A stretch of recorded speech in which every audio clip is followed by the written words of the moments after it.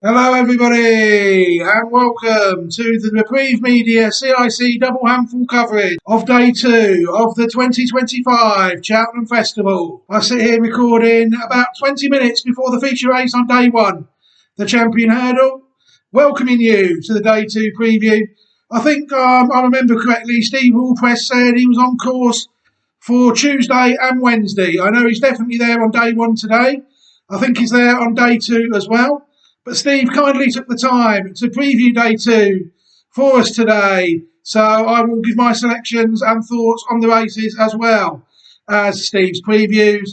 But for now, I will hand you over to Steve Allpress, who's going to preview the first race of the day, the Turner's Novices Hurdle. Steve, it's over to you. Hi Paul, it's great to be back for day two's Cheltenham Festival preview. Pretty much the same as Tuesday really. We've got some good runners, some potential stars of the future. We've got some horses that have been there and won at the festival already. There's 4 Grade 1 races on the card. So yeah, all in all, we're looking forward to another good day of racing. So then we'll kick off on day two with the opening race of the day, the Turner's Novices Hurdle, a Grade 1 over 2.5 miles. I think this is the strongest, generally the strongest novice hurdle of the festival this year, even more so than the Supreme. I think there's, 3 or 4 horses in here that are already proven to be top quality. And it's just the question really is which one can improve that little bit more than the others and which one will put it all together on the day. You've got 2 joint favourites in here. Willie Mullins trained Final Demand, which has looked very impressive this season in 2 runs in Ireland, most recently at DRF. And then you've also got the Dan Skelton trained New Lion. Obviously, he's quite recently been bought by JP McManus. He's a horse that's, he's unbeaten. But I think last time he left a real strong impression when winning the shallow hurdle at Newbury. Up to then, he hadn't really shown a great deal. His wins were all workmanlike, but last time out, he really did win in impressive fashion. And there's a lot of strong vibes going around that he could be a star of the future. And based on what he did last time, you could kind of see it too. You've got Yellow Clay in here for Gordon Elliott and Jack Kennedy. He was beaten on debut, but since then he's won 3 or 4 races on the bounce, and he shows a fair level of form himself. You've got Twiston Davis trained Potter's Charm. He looked very good with a horse with a stack of talent as well. He was disappointing last time at Cheltenham. I think they might have just over-raced him a little bit. I think they should really have just laid off him really until the festival, but they decided to get that extra run in and he was beaten. So he's got a question mark to answer. But if he comes back to what he showed at the beginning of the season, he's going to be a player too. You've got a few others in here that Willie Mullins has got, what you call so-called second and third and fourth strings. They've got a fair level of form, but again, they've got a fair bit to do to get on level par with what we've seen so far from Final Demand and the New Lion, etc. My selection in the race is Final Demand. I just slightly favour him over the New Lion. As much as New Lion looks probably visually more impressive, I just got a feeling that Final Demand's got a lot more to come. He's only had 2 races this season where the New Lion's had 3.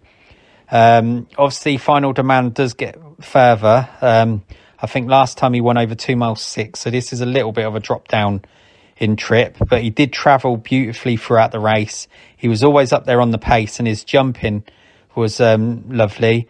He's a horse that's nice and relaxed throughout his races, and for me, that's something that's a good key asset to have for a novice. And I think wherever he finishes in this race, he's a horse to look forward to going forward next season, where we'll probably see him novice chasing. The New Lion for me is the obvious danger. He looked so impressive last time, as I've already mentioned. I know they really do fancy him for this, and they say he's only just starting to come to his peak. So he's exciting himself, but I'm going to stick with Final Demand out of the two. I think the Yellow Clay is a good horse, as mentioned, but I think him and Potter's Charm are just slightly below the level of these two. So for me, it is going to be a shootout between these front two in the market. But I'm going to stick with Final Demand from Willie Mullins, and he's going to be ridden by Paul Townend. I think he's a horse with a massive future. I'm hoping there's enough cut in the ground for him, because he'd appreciate any of that. And obviously we know he gets further. So yeah, that's my selection for the opening race on day 2, Final Demand. Thank you very much there to Steve Allpress for his preview of the first race of the second day, the Turners Novices Hurdle. I tend to agree with Steve really in this race. I mean, I've identified both the first two in the market, Final Demand and the New Lion. I'm not really going to bang on too much about the pedigree of these. They're on the Patreon channel. If people, they've been on there for a while. If people are free to check out the pedigrees of the horses, not just the pedigrees, I've put some race replays in there as well, that sort of thing into the video. Look at the pedigree, talk about the horse, and they can watch it whenever they like, you know. But yeah, the Final Demand and the New Lion, two very nice horses, it's fair to say. And if you're asking me to split the two, I think that could prove to be quite difficult on the day. You know, they're both very well bred horses. They both bring good form to the table.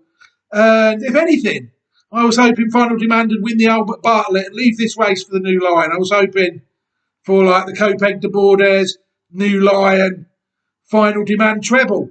So it'll be interesting to see what turns up in the Albert Bartlett on Friday. The way I'm going to probably play this race, I'm going to have to really just back them both to win and hope that it pays 2-1. If I can get 2-1 on either of them, I will take it with a view to hopefully getting on both of them. I think it's one of the clashes of the week, this Final Demand and the New Lion. It really is a decent race, I think. The rest of them, well, I've looked at them, and to be honest, I think a lot of them will have to run very well to get involved with the front two. I'm not really that strong on any of the others. So I will probably leave it there in that race, really.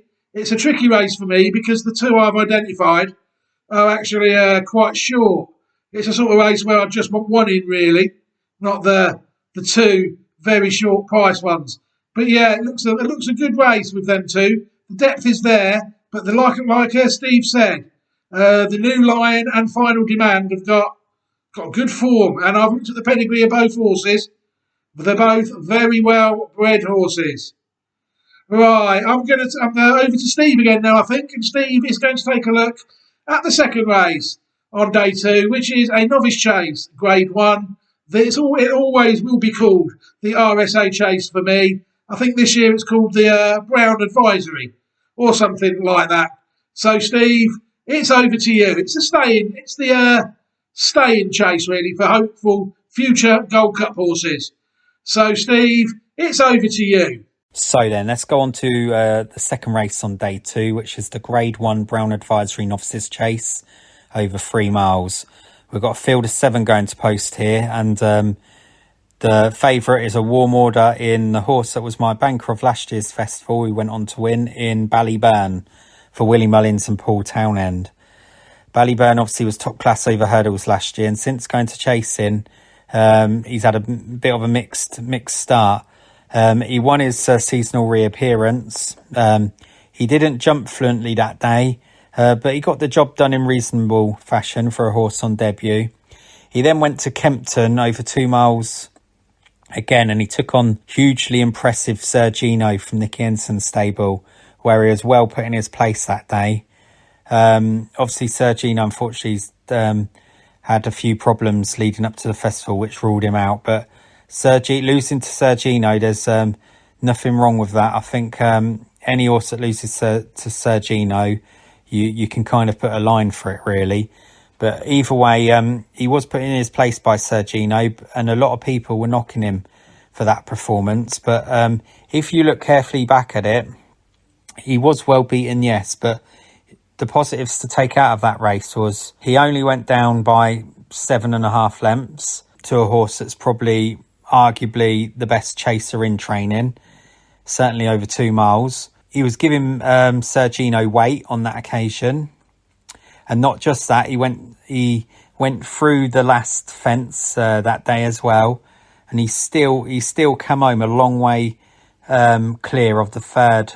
And also obviously Rubo was in there that race, and he's come out and won since. So, you know, as maybe it's disappointing for those people expecting Ballyburn to turn into an Arkle horse, but maybe the trip was just a little bit short for him. And I think now stepping up in trip, this might be the making of this animal.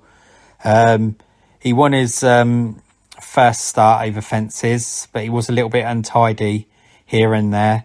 Obviously, I mentioned Kempton, where he was put in his place. Again, sloppy at a couple of fences, but all in all, never really looked like falling. And then last time when he was stepped up in trip at DRF, I was really impressed with him. I thought he settled quite well. I thought his jumping throughout was steady, but very safe, never looked like falling. And I think what impressed me is from the back of the last, when challenged, his turbo kicked in and he went away, which I think's a good sign. Now he's going to be stepping up to 3 miles. Obviously, he's going to be racing here a couple of horses that have already won over 3 miles, or certainly raced over 3 miles and won over 3 miles. So he has got to prove his stamina against them. But on a class angle, looking at it at a class angle, Ballyburn's got a fair bit in hand on these other horses, if he can put it all together. Dancing City, his stable companion, is a fair yardstick. He was beaten in last year's Albert Bartlett, but he didn't disgrace himself. He ran well. He's looked good several times over fences this season. And, you know, he's going to be thereabouts. You've got better days ahead for Gordon Elliott. You've also got Stellar Story for Gordon Elliott. They took each other a lot on last time, and Better Days Ahead just touched off Stellar Story, but Stellar Story's got bags of stamina, and I think that's the horse that might be running on strongly at the finish to maybe run Ballyburn, well, probably to be the one that follows Ballyburn home. Lecky Watson's shown a fair level of form this season, but I'm just wondering if he's a little bit below that kind of class. Gorgeous Tom, he's a fair animal himself, but I think, again, he's a little bit below what is required to win this race. You've got the other horse of Willie Mullins is here, that's the outsider of the lot. Quida Bourbon. He ran in the Martin Pipe last year, and he come there with a chance swinging in, but he was just touched off by Better Days Ahead. But again, he's a horse that's only had a couple of chase starts, but he improved last time on his debut. But yeah, as I say, we go back to Ballyburn here. I think he's the class act in the race. He's the horse that's got that nice hurdles rating, and if he can just put his run together and you know, just show a little bit more improvement, maybe to the step up in trip, I think he's going to be very hard to beat. I think the better ground will suit him. I don't think it'll be a slog like we've seen him some of the recent years gone by, and I think that will suit Ballyburn. I think his class will show here, and therefore he is my selection over Stellar Story. But yeah, I'm looking forward to it. I've been with this horse all year. I wasn't quite sure at the start of the year where he was going to turn up. Obviously, the Turners has been taken away. That probably would have been the ideal race for Ballyburn. But I do feel the Brown Advisory is much more suitable than the Arkle for this horse. So Ballyburn is my selection for the Brown Advisory. Again, top quality work there from Steve Allpress in previewing the first novice chase of the day. I'll call it the RSA chase for staying novice chasers. What a race in prospects here. I think this is a very good race, and I think I'm not sure about the favourite in this race, Ballyburn, a horse I identified myself. Such a dominant novice hurdler last season, wasn't he? So, but to me, I think if people look at the form of Ballyburn, they might be able to gather some clues at this early stage. But don't forget, this horse is from the family of Dawn Run, you know, so this horse was a very good hurdler. So was Dawn Run and a chaser. But if people look at the improvement from run to run that Ballyburn would have got in his maiden hurdles once he got his head in front last season, the 3 runs. When he was second behind Firefox, he ran to 132. These are Racing Post ratings. And December race 145. So that's the 13 improvement. Leopardstown Grade 1 February 157. Improved again by 12. And now he's getting decent. And Cheltenham, 13 length victory in the Turner's Novices Hurdle last year. 166. This horse has improved from run to run quite a lot. And if you look at his first 3 runs over fences, he wins by 13 lengths, runs to a mark of 150. Then he gets beat for only the second time in his national hunt career, 7.5 lengths behind Sir Gino, 158. And then this is the run that had worried me, the third run. Beat Quote Park by 5 lengths. Yes, he was visually impressive, but he only managed to improve his run 2 to 160. So in 3 chase runs, the horse has gone from 150 to 160. And Hurdle's form were just a lot higher jumps up than that. So could this horse be better suited going over hurdles rather than fences? It's a fascinating race to me, this.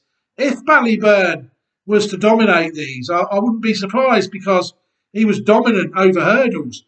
Like Steve alluded to, the step up in trip could be key.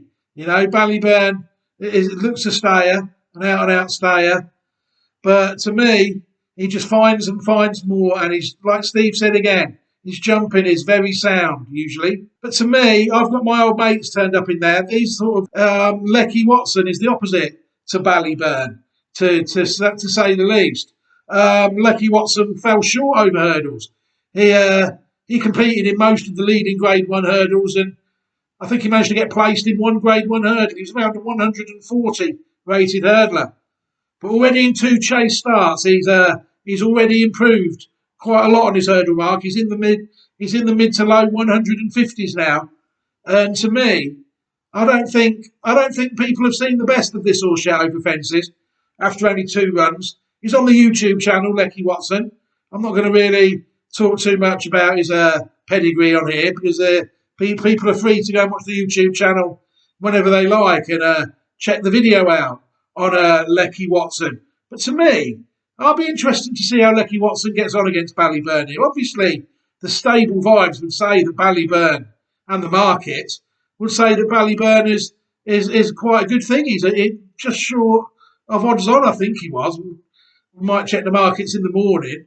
But there's I don't know. Lecky Watson, to me, is a lively contender in this race. The rest of them, I think they're just moderate staying chasers. I don't think any of them have the pedigree necessarily that I would be looking for to follow them over like a sustained national hunt career of 5 years, 4 years. So that's why I don't really follow national hunt racing as much, because a lot of geldings, I like to do the pedigrees, and the pedigrees are a lot more important on the flat than they are over the jumps. Well, they seem to be, So it's a very, very tricky race, that, between Ballyburn and Lecky Watson, in my eyes. I might be totally wrong, and Ballyburn might win quite easily. It'll be interesting to see what happens in that race. I've also got to touch on a little bit of handicap business at 240, unfortunately. For a horse, Staffordshire Knot, has actually turned up in the Coral Cup at 240. I mean, his form this season has been absolutely diabolical over both hurdles and fences. Bad enough, really, that unless he was to win this race, or at least win some sort of decent race by the end of the season, this will probably be the last season I follow the horse. They've tried him novice chasing, couldn't get his head in front. They tried to qualify for the Pertemps hurdle with the horse. He was last at Huntingdon, I think it was. So this is the Coral Cup, really. He's obviously rated high enough to take his chance in this race. So this is the race he's turned up in. I mean, I would be very, very, very, very, very low stakes here in the handicap race, without any shadow of a doubt. Very risky that race is indeed, I think. What we're going to do now is we're going to go, let's skip the cross country race. Neither me or Steve have anything of interest for that race, or of note to say about the race, really. And we're going to move towards the feature race of the day on day 2, the Queen Mother Champion Chase. What I'll do is I'll hand over to Steve Allpress now, and he will preview the feature race of the day, the Champion Chase. Steve, it's over to you. Right then, on to the feature race on day 2, which is the Queen Mother Champion Chase, a grade 1 over 2 miles. The Champion Chase has been a race historically that's really excited me. I always go back and watch videos from the likes of Moscow Flyer, Sprinter, Sacra, Masterminded, Altior, and I really like watching these speed horses going right at it from the off. And I think this race here, we're going to get something pretty similar. Certainly with Joseph O'Brien Solness lining up here. That's a horse that's going to go out in front. So it's really going to be a breakneck end-to-end gallop here. But yeah, in recent years gone by, we have had a couple of upsets in this race. Obviously, we had Duvan at a very short price that got beat. We had El Fabiolo last year. That was very disappointing in the race. So it's not always been a race that favourites have dominated. There has been a bit of mixed fortune, but I think this season we do have a solid favourite in John Bon, and he's yet to win at the festival, although he has run twice in defeat. He obviously didn't make it there last year, so it's nice to see John Bon back here. And I think this season he goes to the festival in better form than we've seen him going into the festival previously. He's had 3 chase starts this season, and I think just looking at him, he's improved for each run. And I think now, at the age of 9, we're seeing the real full potential that John Bon is producing. So yeah, John Bon is the horse for me. That's my solid selection in this race. He's been a lovely horse over the years. He has only been beaten several times. You know, one of them was to El Fabiolo in the Arkle a couple of years back. Constitution Hill was the other one that beat him in the Supreme. Again, he ran well both of those times, and then he was beaten at Cheltenham in a chase last season, where his jumping wasn't quite up to scratch on that occasion. But all in all, this is a solid horse that wins more races than most. He's been faultless, really, all in all, and you know, it's going to take a good one to beat him. I just hope he puts his best foot forward on the day, and if he does, I really feel he'll win. You've got some other horses in here, though, that are good horses in their own right. Obviously, I'm going to now mention Energumen. He's a former 2-time champion. He's been a tremendous servant himself. He's a horse also that's had little problems over the years, little niggling problems that's ruled him out. He was ruled out the Arkle a few years ago. Then he was ruled out for last season, unfortunately. But he's been a really good horse. In all honesty, I think at 11 years old, I'd be surprised if he won. And although he ran well last time, I just think we've seen the best of Energumen now. But, you know, he had been looking for soft ground really as well. So that's probably going to be against him. But, you know, on all known form and ability, Energumen is certainly second behind John Bon here. But it's just what one's going to turn up, what Energumen's going to turn up. Has he shown his best? For me, he has, but he does deserve to line up here, and it'll be fascinating to see how he gets on. A horse that I've been a big fan of in the past, but he's been so hit and miss, and to be honest, he's not really fulfilled the potential that he was showing as a novice hurdler. That's Marine Nationale. He obviously beat Facile Vega in the Supreme and looked to have the world at his feet. And then last season, he started off the season well in a novice chase, looked very impressive and was a warm order favourite for the Arkle. But since then, the wheels have come off and he hadn't really looked the same. Although the last couple of races, he has shown a bit more for me. So maybe now they're just starting to get him right. He'll appreciate the better ground. And I do feel that he might be the one that picks up pieces and follows John Bon home. I'm fairly certain that Solness is going to go off in front. And then I'm hoping that John Bon can just keep tabs on him and not let him get away too far. He's already beat Solness, John Bon has. And so I can't see why he wouldn't confirm that form, although Solness does seem to have improved the last couple of runs. But yeah, that'll be fascinating to see like how this race develops, because Solness is definitely going to go out strong from the off, and it's going to be interesting to see these other horses when they're going to make their moves. But yeah, we've got Captain Guinness in here. He's a former champion. Again, he's not shown the form nowhere near what he was showing when he was at his best, so it's hard to see him being in the mix. Founder 50 was a good runner-up in last year's Arkle, and he had a good start to the season again this season, but last time very disappointing. It's hard to see him doing anything. Then you've got Quilixalos and Liberty Hunter, which pretty big prices in here. They're fair horses in their own right, but not good enough on all known form to challenge the likes of John Bon in here. So yeah, I really do hope John Bon can win this champion chase. If there's a horse that deserves to win at the festival, it's certainly him. You know, they don't always remember you for finishing second at Cheltenham, so it'd be lovely if John Bon could get his head in front. I don't think there's a better opportunity for him than there is this year, so fingers crossed John Bon can do the business. He's a great horse.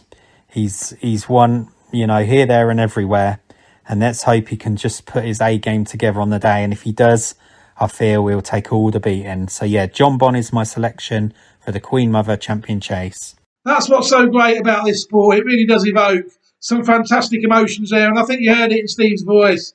The sentiment of which he holds the odds-on favourite John Bon. Here in the feature race of the second day, the champion over 2 miles, blue ribbon chasing, sprint chasing, I call it, where Steve says he enjoys it. I tend to take the opposite view, really.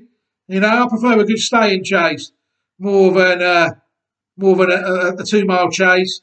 2 miles hurdles, I can watch them go round. They're okay, but 2 mile chasers, they are what they are. They've got to jump well. They've got to jump at speed. And to me, the horse that's won everywhere else but Cheltenham, like Steve says, John Bon, must have an excellent chance here of breaking his Cheltenham Festival duck. He's been absolutely solid as a rock this season, running to Racing Post ratings around the mark of 170. You know, he's had some very interesting horses behind him. And to me, I think that he will take all the beating. The Irish horse has improved no end, obviously. It's beaten my horse, Gaelic Warrior, twice. I was hoping that Gaelic Warrior would be my champion chase horse this year, or even Gold Cup horse, last year's Arkle winner. But he's not turned up in this race, the champion chase. So I don't know, really. My old mate John Bon, he's going to be very short on the day, I should imagine. There'll be a lot of popular public sentiment behind John Bon, I think.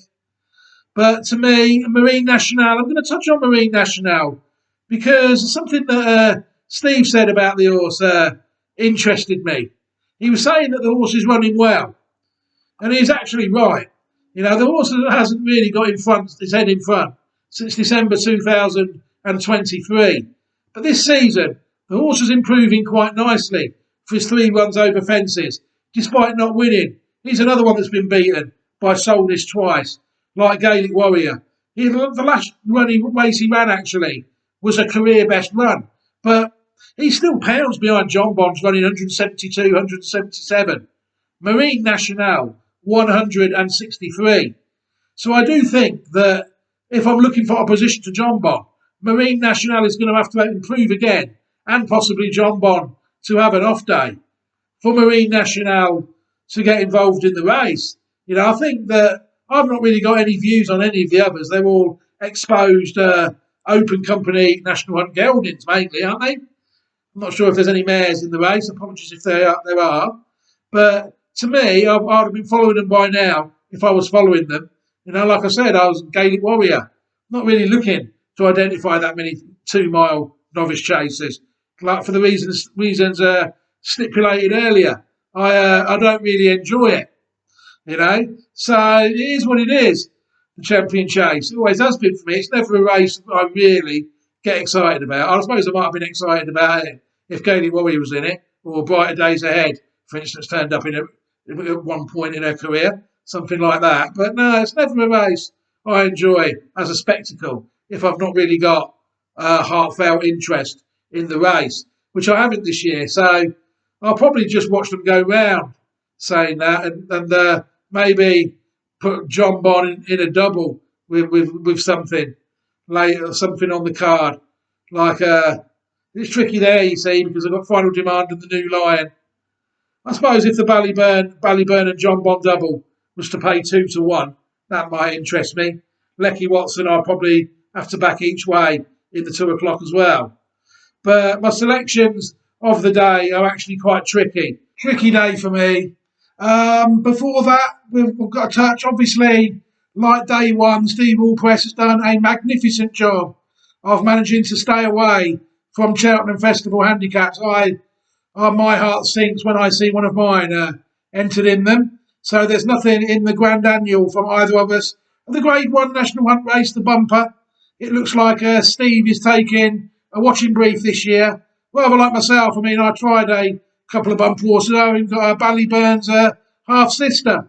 Churchfield Sunset was a listed winning bumper horse I'm following this year, but unfortunately she was well beaten last time out. So she's not even decided to take her chance this year. So it's tricky today. Like I said, for me, my selections, we'll get back to them now because both my nap selections are in the same race and they're both very short. So I'm going to play it quite conservatively here and only give one selection today, and that is Lecky Watson each way in the 2 o'clock at Cheltenham, the RSA Chase. I can't separate the two in the 120 at all. You know, they're both such good horses. And I don't really fancy Marine Nationale strongly enough, really. At the prices I'm seeing, back him each way, you get your money back. I might as well not bother. So that's the thinking there for my selection of the day. Lecky Watson each way in the 2 o'clock at Cheltenham. Right, thank you very much. Anyway, what a day it will be. And now I will hand over to the main man, Steve Allpress, who is going to give his selections on day 2 of the 2025 Cheltenham Festival. Steve, it's over to you. Right, now, on to my win and each way selections for day 2. I think I'm going to do a repeat of last year and we're going to go for Ballyburn once again, this time in the Brown Advisory Novices Chase. I think he's a solid favourite. Now he's stepped up in trip and he seems to be settling a lot better. I'm relatively confident he'll do the business here. I think he's the class horse in the race, and I just hope that he can show his best on the day. And if he does that, I feel he's the one to beat. So Ballyburn is my nap selection. And now I'm going to give my each way selection. It is actually a horse in the same race, and I did mention it in my preview. He's sitting around 12-1, 14-1. It's Stellar Story for Gordon Elliott. I don't think he's in the same class as Ballyburn, but he's got bags of stamina, and I think he'll be doing his best work from the last fence, and I can see him running strongly up the hill and running into second place. Unfortunately, we do only have 7 runners in here, so the 1, 2, 3 places are something that we're not going to get. So that's a bit of a shame. But if you can bet without Ballyburn or bet each way and find someone doing 3 places somewhere, Stellar Story's certainly the horse that I'd take a chance with, and just hope that he runs on strongly like he showed last time when he finished just behind Better Days Ahead. So those are my selections anyway. I just want to say thanks for having me on again. I look forward to coming back again for day 3. We can have a good start to day 2 again and, keep the winners coming and see how we go. So thank you, Paul, and I'll speak to you again soon.